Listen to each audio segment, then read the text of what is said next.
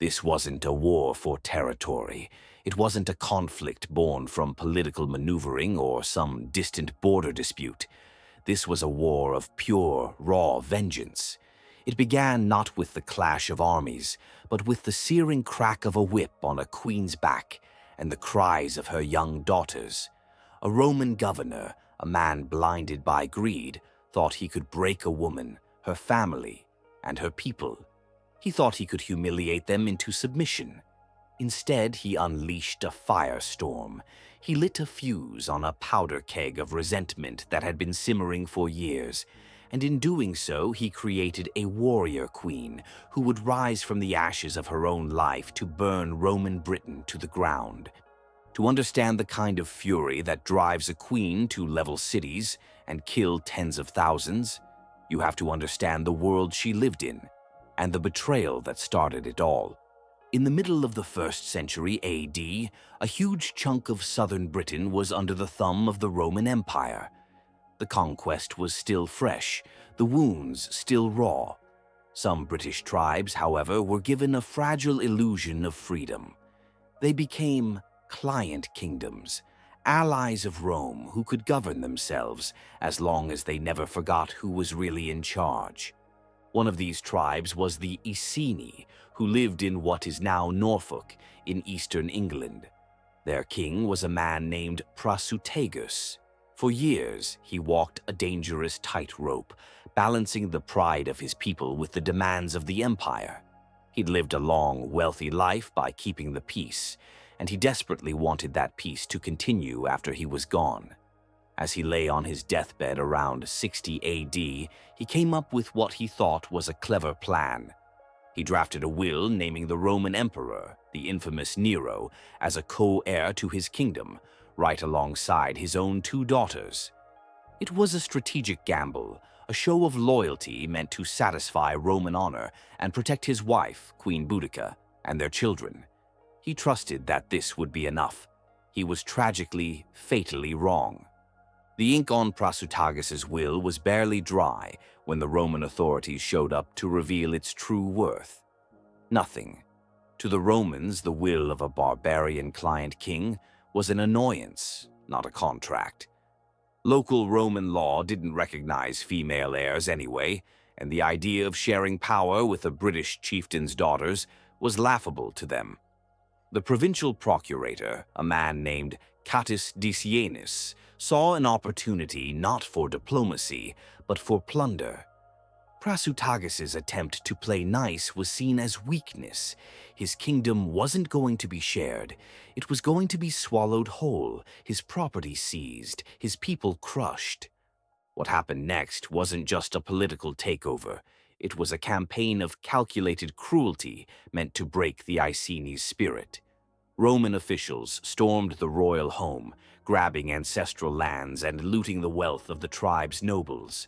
When Queen Boudica, a grieving widow and their supposed ally, dared to protest, she was dealt the ultimate humiliation. She was arrested, dragged into a public square, and brutally flogged like a common slave. The message couldn't have been clearer. You are not a queen. You are property. But the Romans weren't done. Their cruelty went even deeper. To stamp out any last spark of royal pride and to completely shatter the Iceni's identity, they did something truly unspeakable. They seized Boudica's 2 young daughters and, in a final horrific display of power, they raped them. This was a profound miscalculation. The Romans thought they were just crushing a problem and erasing a royal line. They saw a woman and her children and assumed they were fragile. They mistook a mother's love for weakness. In their arrogance, they completely misunderstood the people they had conquered. For the Celtic tribes, honor was everything, and violating the royal bloodline was the gravest sin of all. The Romans hadn't just created a victim, they had forged a martyr. In the welts on Boudica's back and the trauma forced upon her daughters, they had planted the seeds of a rebellion, one fueled by a vengeance so personal and so powerful that it would threaten to drive Rome out of Britain for good. The woman who got back on her feet after that flogging was not the same one who had fallen. the queen of a client kingdom, was gone. In her place stood an avatar of pure rage. The Roman historian Cassius Dio, writing decades later, described Boudica as tall and terrifying, with a harsh voice and a fierce gaze. Her long, reddish-brown hair flowed all the way down to her hips. She was already a commanding presence, but now she had a single, all-consuming purpose. The horror she'd endured became a rallying cry that shot through the forests and villages of eastern Britain. The story of her flogging and her daughter's rape spread like wildfire, igniting a fury that had been smoldering among the British tribes for years. The Iceni weren't the only ones suffering under Roman rule. Their neighbors, the Trinovantes, had their own deep grudge. Their old capital had been turned into the Roman city of Camulodunum, modern-day Colchester, a retirement town for Roman legionaries. These veterans treated the local Britons like dirt, and to add insult to injury, a massive, opulent temple to the former Emperor Claudius had been built right there, paid for by the very people the Romans had kicked off their land. It was a constant, monumental reminder of their humiliation. Now, Boudica, embodying the pain of all the tribes, gave voice to their shared anger. Tacitus, another Roman historian whose own father-in-law was serving in Britain, imagined the fiery speeches she must have given. He wrote that she spoke to her followers not as a queen trying to reclaim a throne, but as a regular person fighting for lost freedom. "I am avenging my scourged body, the outraged chastity of my daughters," Tacitus has her say. She warned them that the gods were on their side, and that in the coming fight they had to conquer or die.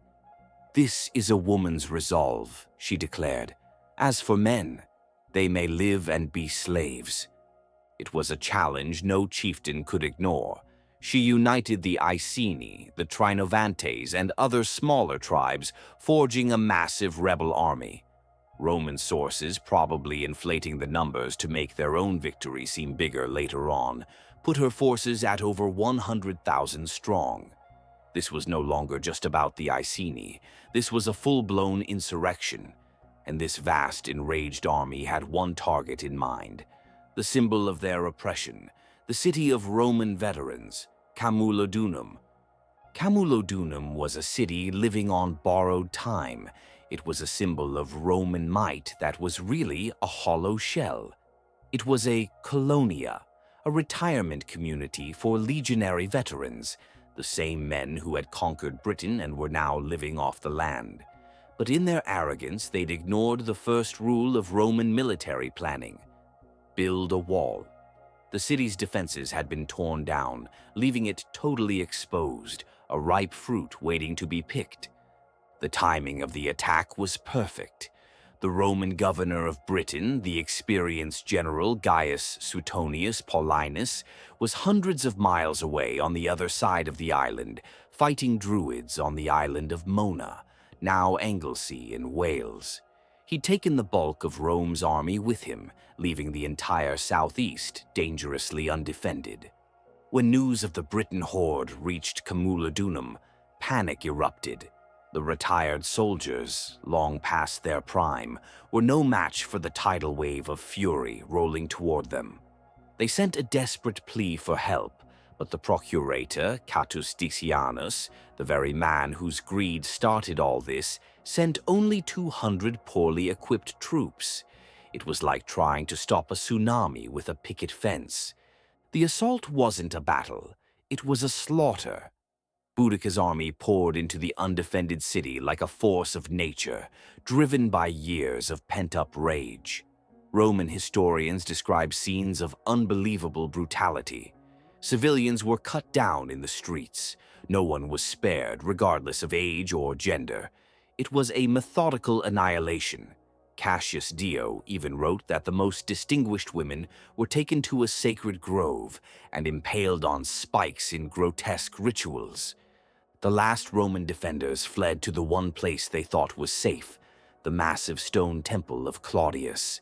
For 2 days they held out as the city burned around them, but there was no escape. Boudica's forces surrounded the temple, and eventually it fell. Everyone inside was massacred. The city was then systematically torn down and burned to the ground.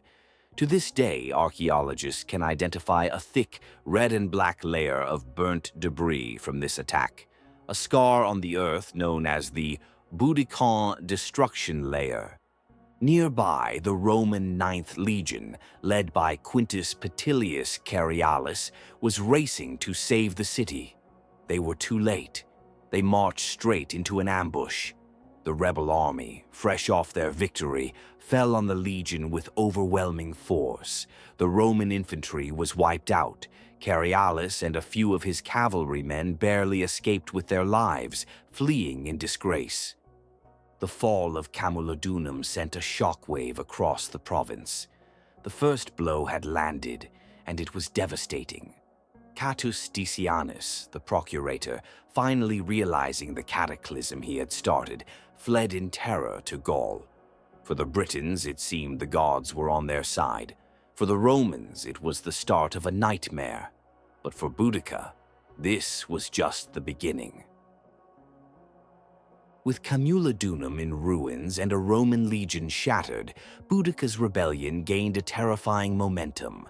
Her army, now even bigger with new recruits, attracted by the smell of victory, turned its eyes to its next target, a bustling, wealthy, and vital settlement on the River Thames, a place the Romans called Londinium. Today's London is a sprawling metropolis, but in 60 AD it was a new creation. It wasn't a military fortress or a grand capital like Camulodunum. It was a boomtown, a thriving commercial hub founded by merchants, traders, and citizens looking to get rich in the new province. Its wealth was its strength, but also its fatal weakness. Just like Camulodunum, it was a city built for business, not war. It had no real defensive walls.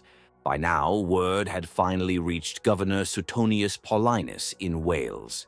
Realizing his province was facing an existential threat, he acted with lightning speed. He left a small force behind and began a desperate march back across the country, racing to reach Londinium before Boudica did. He won the race, but just barely. When he arrived, he found a strategic nightmare. The city was impossible to defend, and his elite troops were severely outnumbered. Suetonius was a hard, practical commander. He faced an agonizing choice: stay and fight, which would almost certainly mean losing his army and all of Roman Britain, or abandon Londinium and its people to save his legions for one decisive battle later on. He chose his legions. Ignoring the pleas of the city's people, he gave the order to evacuate. Anyone who could keep up with his army was saved. Anyone who couldn't, the old, the sick, women and children, was left behind. Soon after Suetonius marched out, Boudica's army descended, and once again it was a massacre. The city was put to the torch, its buildings burned to the ground. Anyone left behind was shown no mercy. Roman sources claim that tens of thousands of Roman citizens and their allies were slaughtered. Tacitus says the rebels weren't interested in taking prisoners for ransom. They were driven by a lust for slaughter, gibbets, fire, and crucifixion. The archaeology beneath modern London tells the same story. Just like in Colchester, a distinct Boudican destruction layer lies under the city's streets, a thick scar of ash and rubble that marks the day the Queen's vengeance came to Londinium. The rebellion was now a full-blown inferno, consuming everything Roman in its path. After destroying Londinium, Boudica led her triumphant army northwest.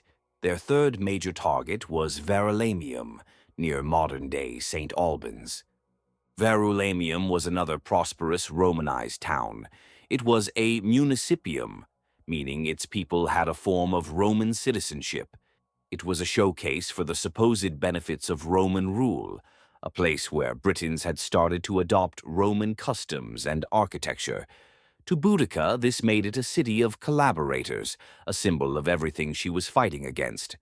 And so the pattern was repeated with chilling efficiency. The city was sacked, looted, and burned to the ground. Its people were massacred without distinction. The destruction of these three key cities, Camulodunum, the political and religious heart, Londinium, the economic engine, and Verulamium, the cultural showcase, was a catastrophic blow to the Romans in Britain. Tacitus puts the total death toll at around 70,000 Romans and their allies, while Cassius Dio puts it even higher at 80,000. The rebellion had succeeded beyond anyone's wildest dreams.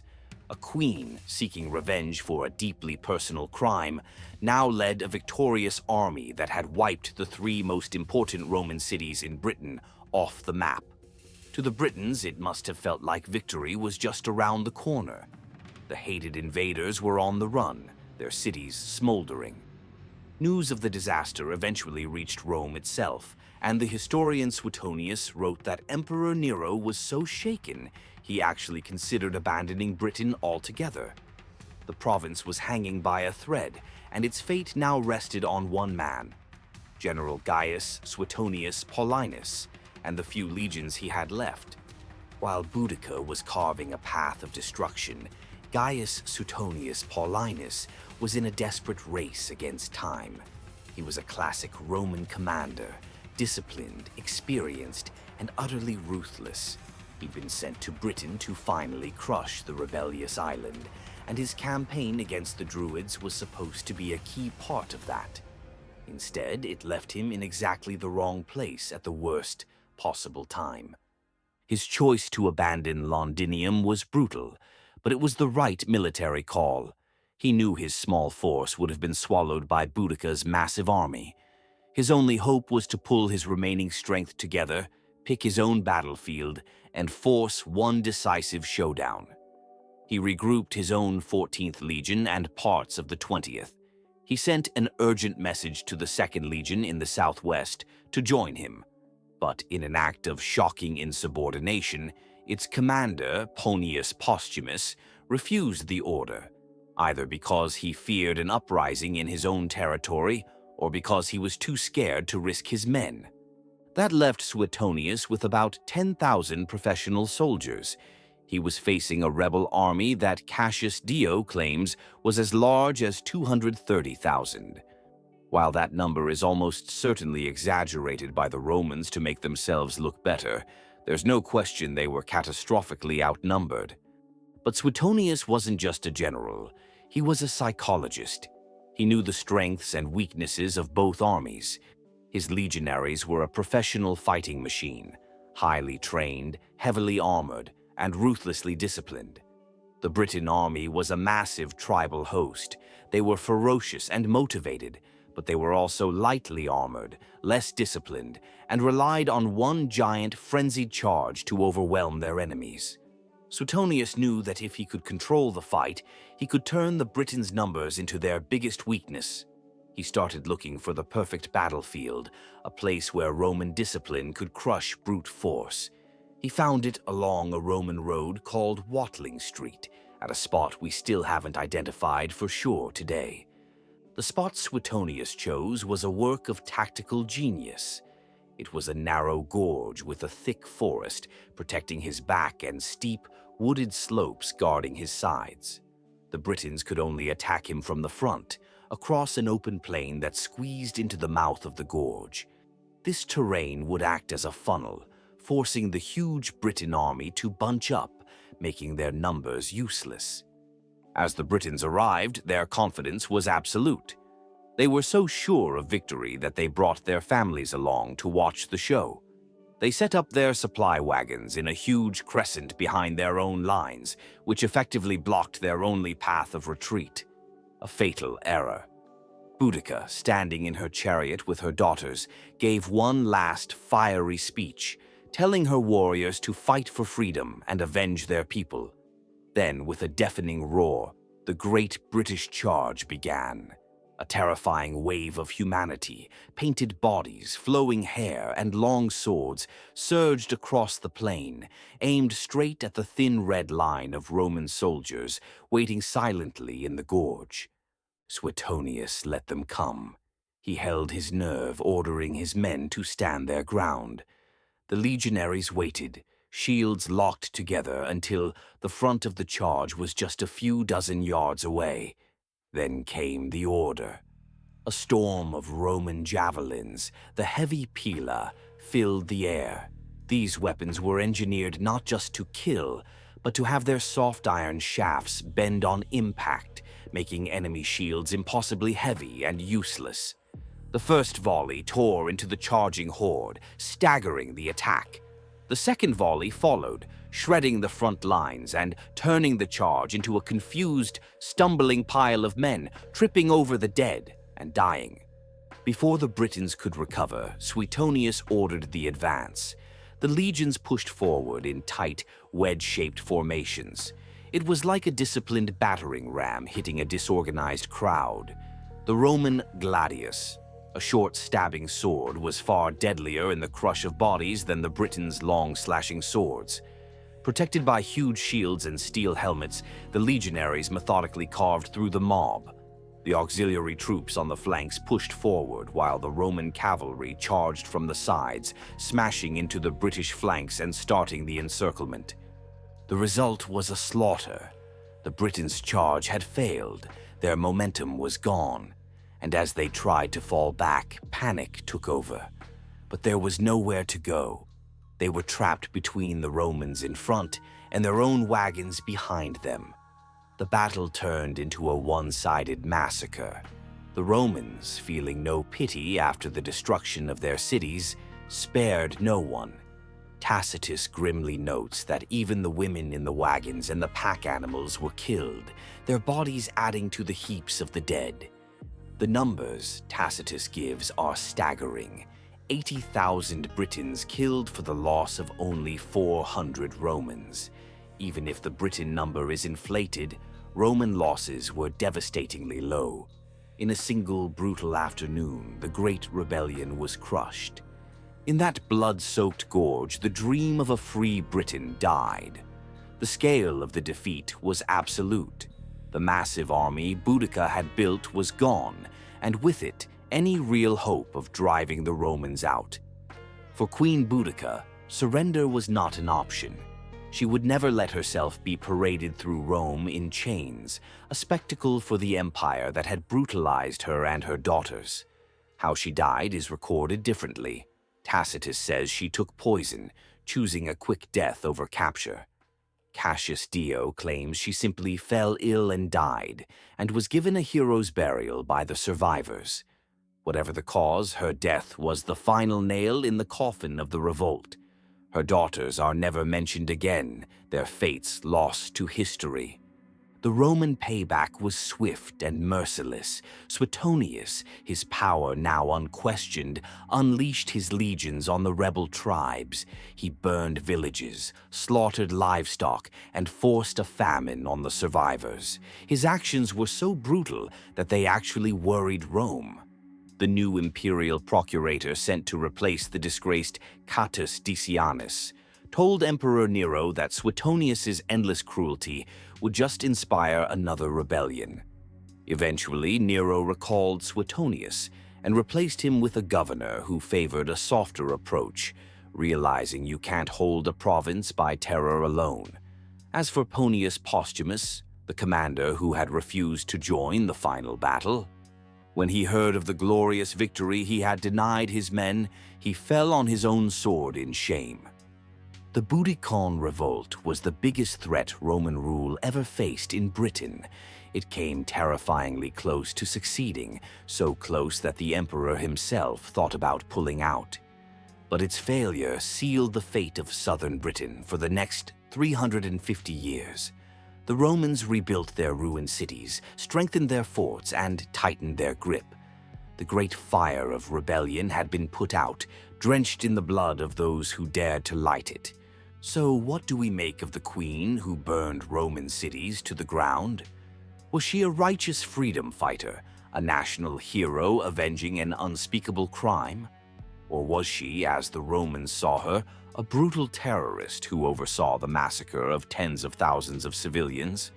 The truth, as usual, is somewhere in the bloody space between those two ideas. Boudica was without a doubt a victim of Roman greed and cruelty, a leader whose quest for revenge came from a deeply personal tragedy. The fact that she could unite warring tribes and challenge the world's greatest superpower is a testament to her incredible leadership. She's one of the most famous figures from Roman Britain for a reason. And yet, the vengeance she unleashed was terrifying and indiscriminate.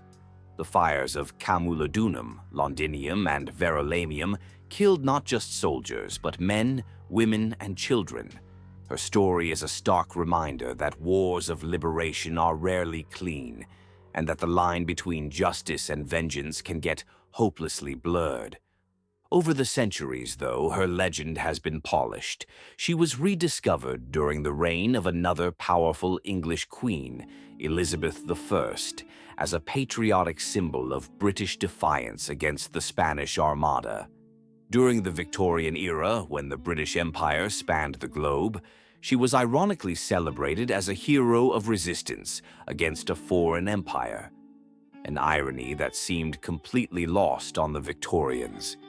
Today, her statue stands proudly near the Houses of Parliament in London, the very city she burned to the ground. She is a powerful and enduring symbol of freedom, defiance, and the ferocious power of a woman who refused to be broken.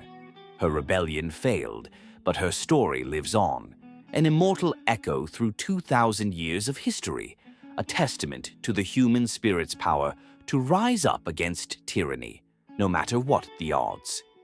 If you found this journey into the fiery heart of Roman Britain compelling, make sure you subscribe and hit the notification bell so you don't miss our next deep dive into history's most dramatic conflicts. Let us know in the comments. Do you see Boudica as a hero, a villain, or something more complicated? We'd love to hear what you think. Thanks for watching.